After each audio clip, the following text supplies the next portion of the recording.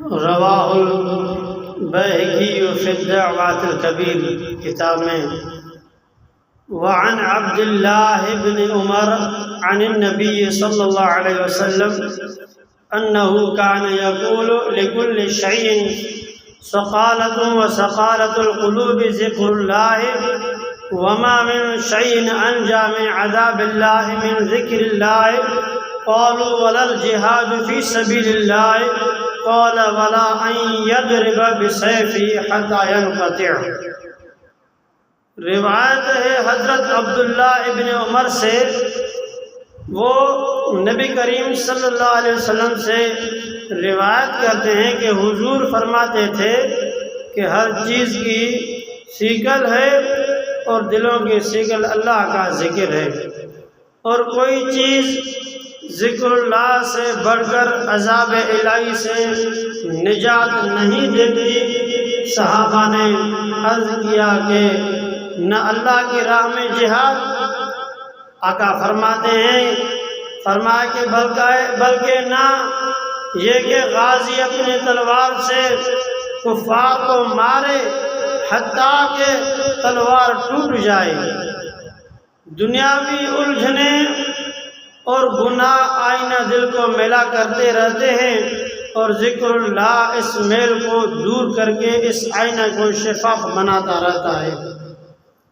اگر انسان گناہ نہ کرے اور پھر ذکر اللہ کرے تو دل پر ایسی پالش ہوتی ہے کہ سارا عالم اس دل میں نظر آتا ہے، جیسے کہ گھر کا سارا سامان دیوار میں لگے ہوئے شفاف آئینہ میں پھر بندہ عالم کے ہر ذرہ کو کف دست کی طرح دیکھتا ہے. حضور غوث پاک فرماتے ہیں، نظر تو الی بلاد اللہ جمعا کخردلۃ علی حکم اتصالی. قرآن کریم فرما رہا ہے کہ آصف بن برقیہ نے شام سے بیٹھے ہوئے تخت بلقیس کو جو یمن میں تھا اس کو دیکھ بھی لیا اور اس تخت کو اٹھا بھی لائے. حضرت عمر فاروق رضی اللہ تعالی عنہ نے نہابندی کی جنگ کو دیکھ بھی لیا اور حضرت ساریہ کو نقش جنگ بھی سمجھا دیا. یہ سب صفائی دل کے کرشمے ہیں. ہر چیز کی صفائی علیحدہ ہے. کپڑے کی صفائی صرف و صابن سے ہے، لوہے کی سیکل سے، اور دل کی صفائی ذکر اللہ سے. یعنی تم تو صرف جہاد کو کہہ رہے ہو، اگر مجاہد اول درجے کا غازی بھی ہو شہید بھی ذاکر اللہ کے درجے کو نہیں پہنچتا. اس کی وجہ پہلے ہم نے بیان کر چکے ہیں.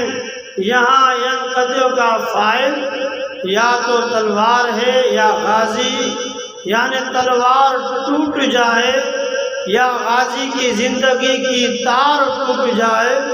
ذکر اللہ کے جو معنی عرض کیے گئے ہیں وہ یاد رکھنا کہ اللہ کا ذکر یہ بھی ذکر اللہ، اس کے محبوب بندوں کا عظمت سے ذکر یہ بھی ذکر اللہ ہے، اس کے دشمنوں کا برائی سے ذکر یہ بھی ذکر اللہ ہے.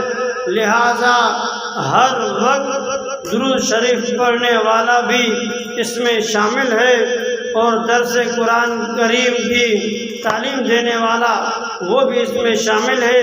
تعلیم حدیث و فقہ سب اس میں داخل ہیں.